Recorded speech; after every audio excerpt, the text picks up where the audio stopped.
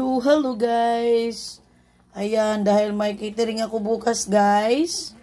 Kayod-kayod tayo para makabayad sa ating mga utang. Ayan, ang sarap ng humba ko guys. Ayan, nalagyan ko ng black beans, banana blossom. Ayan. Pang isang barangay to guys. Alambutin ko muna siya. Lalaway na ba kayo? Naglalaway na sila. Yan, umuusok pa talaga guys. Pang isang barangay itong humba na to. Pag tatakbo akong kagawan, magluluto ako ng isang barangay na humba. Grabe, pag di pagit ko nila butaran ba, busog kay sila humba.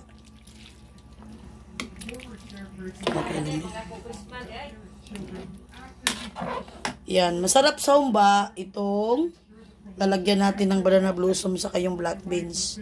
Hindi talaga masarap pang papalasa kasi yun eh. Sa kayong secret ingredients ko guys, nilagyan ko ng asukal na pula saka ketchup. Ayan, nakita nyo, makintab siya. Hindi siya malabsa guys.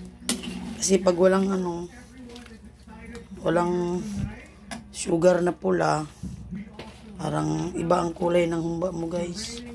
Masyadong masarap. Dapat masarap talaga. Yan, tikman natin. Yan guys, tamang-tama lang yung lasa niya. Hindi kasi masarap din pag lagyan natin ng toyo. Gawa mo ako ng toyo doon. Doon, yung toyo. Lagyan natin ng kunting toyo guys para mas pa siya. Makulay ang buhay. Char lang. At ako nga pala si Chef Mars, ang chef na maingay. Ayan, lagyan mo ng toyo, bossing. Ayan, sige. Sige pa. Oh, sige pa. Sige pa, konti pa, bossing. Huwag kang matakot, bossing. Ayan, tama na yan, bossing. Thank you pala, bossing, ha. Bait ng ko, guys, ng assistant ko. Bayan humba ka bukas. Ayan, guys, napakalambot na niya. Parang nagutom ulit ako. Ang lambot-lambot na, oh.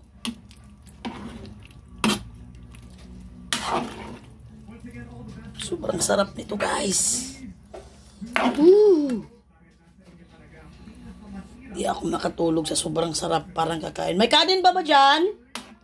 Yan, kakain ulit ako, guys. Hindi ko talaga mapigilan.